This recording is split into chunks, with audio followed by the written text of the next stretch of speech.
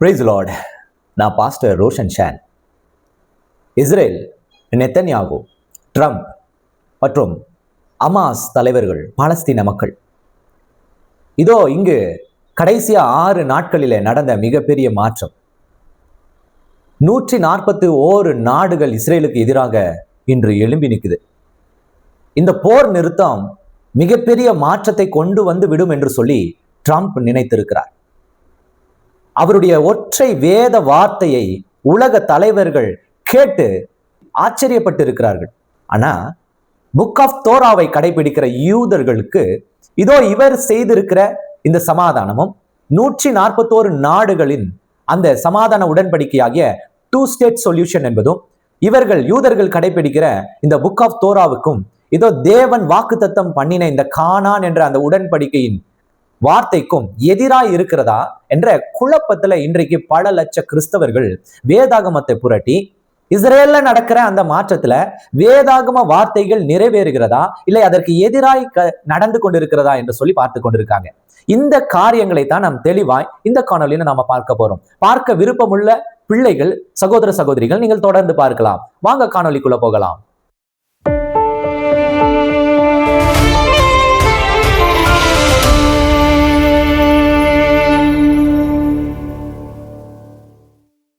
இஸ்ரேலின் 1000 ஆண்டு பகை, ட்ரம்ப் கூறிய ஒற்றை வேத வார்த்தை, அதன் பிரகாரமாய் நடந்த ஒரு உடன்படிக்கை அரபு நாடுகளை ஆச்சரியமா பார்த்து கொண்டிருக்கு. அது எப்படி யூதர்களோடு ஒரு சமாதான உடன்படிக்கையில ஒரு முகமதியர்களால இருக்க முடியும் என்பதுதான் இந்த உலகத்தில் உள்ள மற்ற தலைவர்களுடைய ஆச்சரியமான மற்றும் ஒரு கேள்விக்குறி. அது எப்படி சாத்தியமாகும்? இஸ்ரேல் அமாஸ் போர் நிறுத்தம் இதோ கடந்த அக்டோபர் மாதம் 8ஆம் தேதி நடந்தது. இந்த போர் நிறுத்தம் தான் இன்றைக்கு இந்த உலகத்துல மிகப்பெரிய பேச்சு பொருள். யூதர்களுக்கும் முகமதியர்களுக்கும் இடையே 1000 ஆண்டு பகை. இது 1-2 நாட்களின் பகை அல்ல, 1000 ஆண்டு பகை. இஸ்ரேல் அமாஸ் சமாதானம் உலக தலைவர்களை இன்றைக்கு ஆச்சரியப்பட வச்சிருச்சு. எதற்காக இந்த ஆச்சரியம் அப்படின்னா, இதை உருவாக்கினவர் ஒரு கிறிஸ்தவ தலைவர்,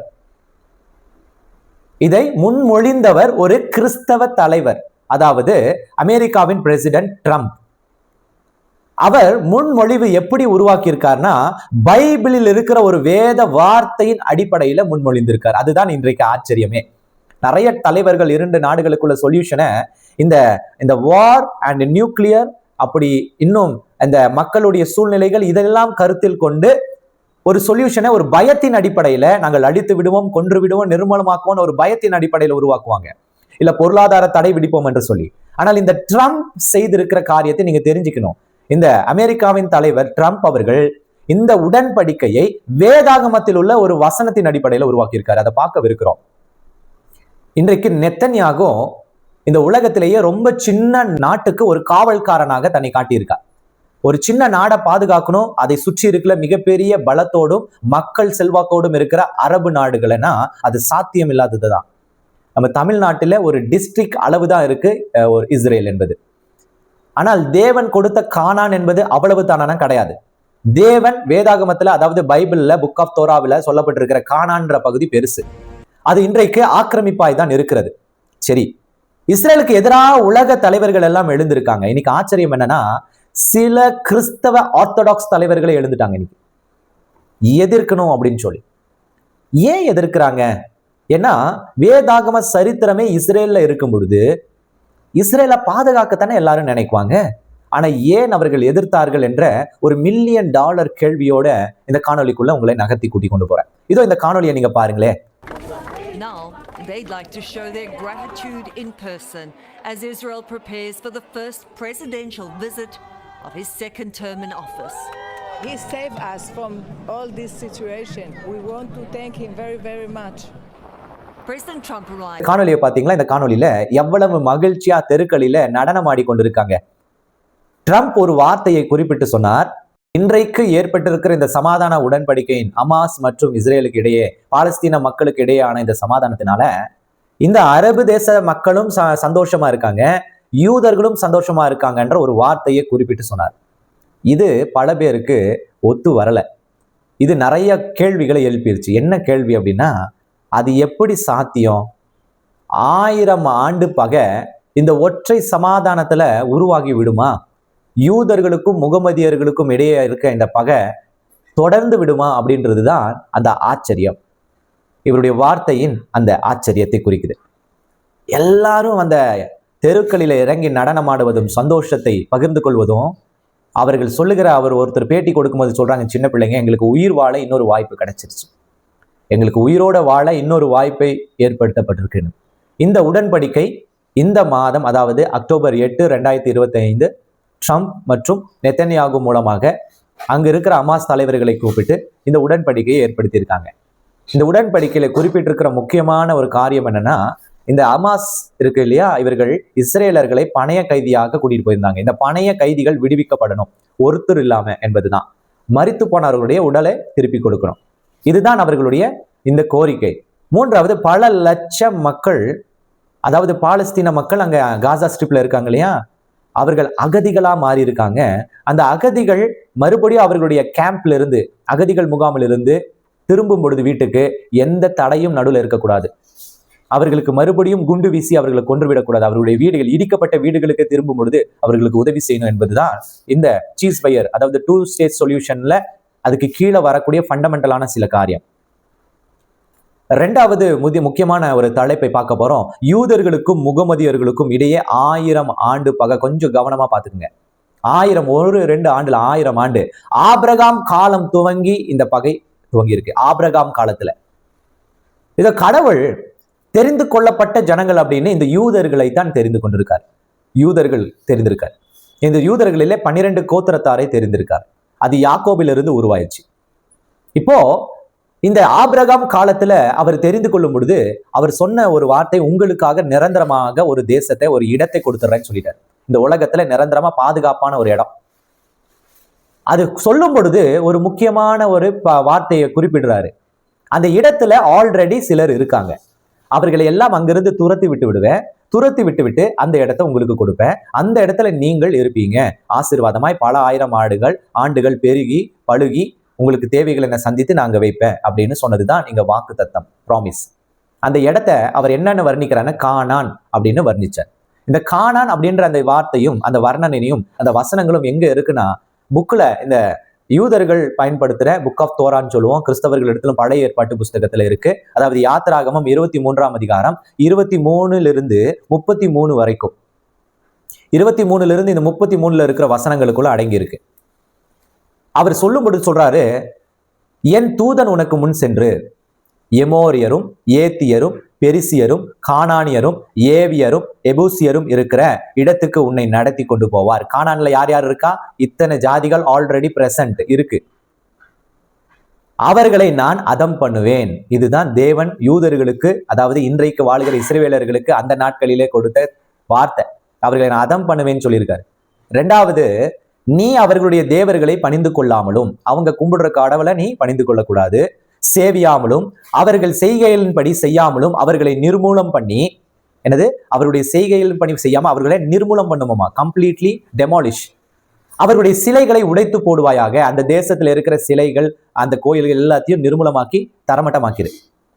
3, உங்கள் தேவனாகிய கர்த்தரையே சேவிக்க கடவீர்கள். இந்த உலகத்தையும் வானத்தையும் பூமியும் படைத்த சர்வ வல்லமையுள்ள தேவன் நான், என்னை ஒருவர் மாத்திரம் தான் நீ சேவிக்கணும். அவர்கள் உன் அப்பத்தையும் உன் தண்ணீரையும் ஆசீர்வதிப்பார். யாரு? அந்த தேவன் உன்னுடைய அப்பத்தையும் உன்னுடைய தண்ணீரையும் ஆசீர்வதிப்பார். வியாதி உன்னிலிருந்து விலக்குவேன். இது இந்த இஸ்ரவேல் ஜனங்களுக்கு கடவுள் கொடுத்த ஒரு திட்டம். இந்த திட்டத்துல அவர் ஒரு வரைபடத்தையும் கொடுக்கிறாரு. அதாவது இன்னைக்கு ஒரு லேண்ட் வாங்கினா ஸ்கெட்ச்னு சொல்லுவோம் இல்லையா, ப்ளூ பிரிண்ட் ஸ்கெட்ச்ல, அதே மாதிரி ஒரு தேசத்தை கொடுக்குறேன்னா எல்லைகள் வேணும் இல்லையா, அப்ப அந்த எல்லையையும் குறிப்பிடுறாரு. பைபிள்லயே சொல்லியிருக்கு எந்த வரைக்கும். இன்னைக்கு காசா என்னுடையதுன்னு இஸ்ரவேல் போராடவும், காசாவிற்கு நாங்கள் தான் உரிமை கொண்டாடவும் காரணம் என்னன்னா இந்த வசனங்கள் தான். இங்க சொல்லப்பட்டிருக்கிற வார்த்தையும் இந்த எல்லை குறிகள் தான். சொல்லுது பாருங்க, சிவந்த சமுத்திரம் தொடங்கி பெலிஸ்தரின் சமுத்திரம் வரைக்கும், சிவந்த சமுத்திரம் பெலிஸ்தரின் சமுத்திரம், வனாந்திரம் தொடங்கி நதி வரைக்கும் உன் எல்லையாய் இருக்கும்படி செய்வேன். இதுதான் எல்லையா குறிச்சிருக்காரு. சிவந்த சமுத்திரத்திலிருந்து பெலிஸ்தீன் சமுத்திரம், வனாந்திரத்திலிருந்து நதி வரைக்கும் இதுதான் உன்னுடைய எல்லை என்று சொல்லியிருக்காரு. நான் அந்த தேசத்தில் குடிகளை உன் கையில் ஒப்பு கொடுப்பேன். அதற்குள்ள இந்த ஸ்கெட்சுக்குள்ள யார் யாரெல்லாம் இருக்காங்களோ அவங்கெல்லாம் யாரா இருப்பாங்க? உனக்கு கீழே தான் இருப்பாங்க. நீ அவர்களை உன் முன்னின்று துரத்தி விடுவாய். துரத்துன்னு சொல்லல, துரத்தி விடுவாய்ன்னு சொன்னார்னா என்ன அர்த்தம்னா, தேவன் ஆல்ரெடி ப்ரீ பிளான் பண்ணி வச்சிருக்காரு. இவங்களே இஸ்ரவேலர்கள், இன்னைக்கு இருக்கிற யூதர்களே வேண்டான்னு நினைச்சா கூட தேவனுடைய இந்த வார்த்தை நிறைவேறி ஆகணும். நல்லா கவனமா கேட்குறீங்களா? நிறைய பேர் நமக்கு கொஞ்சம் கோபம் வரும் இஸ்ரவேலர்கள் மீது, யூதர்கள் மீது, சே இப்படி பண்றாங்களே அப்படின்னு சொல்லி. ஆனா அவர்களே நினைச்சா கூட they can't even stop it. காரணம் என்ன தெரியுமா? அது தேவனுடைய வார்த்தை. அந்த தேவனுடைய வார்த்தையில துரத்தி விடு அப்படின்னு சொல்றதுக்கு ஒரு விஷயம் இருக்கு. விடுவாய் அப்படின்னா in coming years you will do it completely or continuously. துரத்தி விடுவாய் அப்படின்னு என்ன? ஆண்டவருடைய திட்டம் வச்சிருச்சாருன்னு அர்த்தம். அப்போ இந்த யூதர்களால அதை கடைபிடிக்காமல் இருக்க முடியவே முடியாது, இதை மாற்றவும் முடியாது. யாத்ராகமம் 23, 32, 33 வசனத்துல தான் ரொம்ப ஒரு ரகசியம் இருக்கு. என்ன ரகசியம்னா, அவர்களோடும் அவர்கள் தேவனோடும் உன் உடன்படிக்கை பண்ணாதிருப்பாயாக. காரியம், எந்த சூழ்நிலையிலும் அவர்கள் ஒருவேளை அங்க இருந்தாங்கன்னா அவங்க கடவுளுக்கும் உனக்கும் எந்த சம்பந்தமும் இருக்கக்கூடாது. 2வது வசனம் 23, 33ல அவர்கள் உன்னை எனக்கு விரோதமாய் பாவம் செய்யாதபடிக்கு என்ன செய்வாங்களாமா? அந்த ஜனங்கள் உன்னை எனக்கு விரோதமா திருப்பிடாம உன் தேசத்திலே குடி இருக்க வேண்டாம். அதாவது நான் வரைபடமாய் குடிக்கிற இந்த கானான் தேசத்தின் எல்லைகளுக்குள்ள அவங்க இருக்கக்கூடாது. அப்ப இந்த கானான் தேசத்தின் எல்லைக்குள்ளத்தான் எதுவும் வருது? காசா ஸ்ட்ரிப் வருது. அந்த காசா ஸ்ட்ரிப்ல யார் வந்து குடியமர்த்தப்பட்டிருக்காங்க? இந்த பாலஸ்தீனர்கள், இந்த அமாசின் பிடியில, அதாவது அவர்களுடைய தலைமையில வாழ்ந்து கொண்டிருக்கிற மக்கள். இப்போ உங்களுக்கு புரிஞ்சிருச்சுன்னு நினைக்கிற வரலாறும் தேவனுடைய திட்டமும், ஏன் இஸ்ரவேலர்கள் இவர்களோடு போர் பண்ணிட்டு இருக்காங்க, ஏன் இவர்களை சகித்துக் கொள்ளாமல் அங்கிருந்து இவர்களுடைய கட்டுப்பாட்டுக்கு கொண்டு வர நினைக்கிறாங்க என்பது. ஏனென்றால் அவர்கள் செய்யாவிட்டாலும் தேவனுடைய வார்த்தை நிறைவேறும் என்பதனால இஸ்ரவேலர்களே அதாவது யூதர்களே வேண்டான்னு நினைச்சாலும் இதை நிறுத்த முடியாது. அப்போ இந்த வார்த்தையை படிக்கும் பொழுதுதான் குழப்பம் ஏற்படுது நிறைய கிறிஸ்தவ உலகத்தில் இருக்கிற அத்தனை பேருக்கு. என்னன்னா, வேதாகமத்துல அந்த இடம் இவர்களுக்காக கொடுக்கப்பட்டிருக்கு. ஆனா இந்த உலகத்துல இருக்கிற 141 தலைவர்கள் என்ன தெரியுமா சொல்றாங்க? 2 ஸ்டேட் சொல்யூஷன் சொல்லி இந்த பாலஸ்தீனியர்கள் இருக்கிற அந்த காசாவை இவர்களுடைய ஒரு தேசமாக அங்கீகரிக்கிறாங்க. யாரு? பாலஸ்தீனத்தின் ஒரு பகுதியா அங்கீகரிக்கிறாங்க. இது சரியா தவறா என்பதை நீங்களே முடிவு பண்ணுங்க. அப்படின்னா சரி என்றால் நாம வேதாகமத்தின், அதாவது இந்த உலகத்தை படைத்த கடவுளுக்கு எதிராக நாம் முடிவு எடுத்திருக்கிறோமா என்பது எவ்வளவு பெரிய ஒரு கேள்வியா இருக்கு. நாம் தேவனை எதிர்க்க முடியுமா? கடவுளை எதிர்க்க முடியுமா? ஆனா 141 நாடுகளின் தலைவர்கள் இப்ப முடிவு பண்ணிட்டாங்க, கடவுளை எதிர்த்துருவோம் அப்படின்னு சொல்லி. கடவுளையே எதிர்த்துடலாம், பாத்திரம் ஒரு கையின் முடிவு பண்ணிட்டாங்களோ அப்படின்னு இவர்கள் அக்டோபர் 8ஆம் தேதி எடுத்த அந்த முடிவுல தெரிய வருகிற ஒரு காரியம். 3வதும் கடைசியுமான ஒரு காரியம், இஸ்ரவேல் சமாதானம். ட்ரம்ப் குறிப்பிட்ட அந்த வேத வசனம், என்ன வேத வசனத்தை குறிப்பிட்டு இந்த சமாதான உடன்படிக்கை செய்றார்னா, இதோ மத்தேயு 5:9, மேத்யூ நியூ டெஸ்டிமெண்ட் மத்தேயு 5:1, சமாதானம் பண்ணுகிறவர்கள் பாக்கியவான்கள், அவர்கள் தேவனுடைய புத்திரர் எனப்படுவார்கள் என்ற இந்த வார்த்தையை அடித்தளமா வச்சுதான் இந்த சமாதான உடன்படிக்கை ஏற்படுத்தியிருக்காரு. யாரு? ட்ரம்ப்.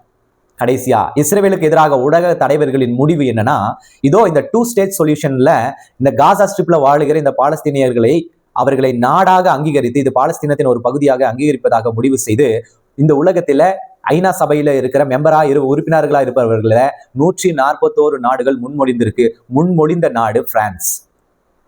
முன்மொழிந்த நாடு எது? பிரான்ஸ். அதுல 10 நாடுகள் எதிர்த்து ஓட்டளிச்சிருக்கு. அதுல 12 நாடுகள் ஓட்டெடுப்புல கலந்து கொள்ளவில்லை. அப்படின்னா எப்படி, என்ன அர்த்தம்? கிட்டத்தட்ட 22 நாடுகள் இந்த காரியத்திற்கு உடன்படலை. ஆனா 141 நாடுகள் இந்த 2 ஸ்டேட் சொல்யூஷனுக்கு கையெழுத்திட்டு இருக்காங்க. அப்படின்னா என்ன அர்த்தம்னா, வேதத்தின் அடிப்படையான வார்த்தையை எதிர்த்தவர்களைப் போல இதோ இந்த கையெழுத்து என்பது காணப்படுகிறதோ என்பதுதான் ஒரு சந்தேகம். இந்த சந்தேகம் யாருக்கெல்லாம் எழுந்திருக்குன்னா, உலகத்தில் இருக்கிற பல லட்ச ஊழியர்களுக்கும் கிறிஸ்தவர்களுக்கும் எழுந்திருக்கு. அதனால தான் ஒரே குழப்பத்துல இஸ்ரேலை பார்த்துட்டு இருக்காங்க. என்ன இது, பைபிள்ல ஒண்ணு எழுதியிருக்கு, இவர்கள் ஒண்ணு முடிவு பண்றாங்களே. இதற்கு உடன்பட்டு போனவராய் நெத்தன்யாகுவையும் பார்க்கும் பொழுது அது எப்படி இவர் முடியும்? தோரால இப்படி சொல்லப்பட்டிருக்கு, இவர் எப்படி உடன்படிக்கை பண்ண முடியும்? அது எப்படி சாத்தியமாகும்? இந்த $1 மில்லியன் கேள்வி மறுபடியும் நமக்குள்ள இருக்கு. ஆனால் இதனுடைய முடிவு எப்படி வரும் அப்படின்னு நீங்கள் ஒருவேளை கேட்டால், நிச்சயமாக மனுஷனுடைய திட்டம் எதுவும் நிறைவேற போகிறதில்ல.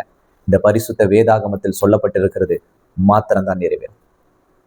தேவன் கொடுப்பேன் என்றால் அதை கொடுப்பார், செய்வேன் என்றால் அதை செய்வார். அதை தடுக்க இந்த உலகத்துல ஒருவராலும் முடியாது. இந்த காணொளி உங்களுக்கு உபயோகமா இருக்கும் என்று நான் கிறிஸ்துவுக்குள் விசுவாசிக்கிறேன். மறுபடியும் இன்னொரு காணொலி உங்களை சந்திக்க நான் உங்கள் ஊழியன் Roshan. God bless you. God bless you.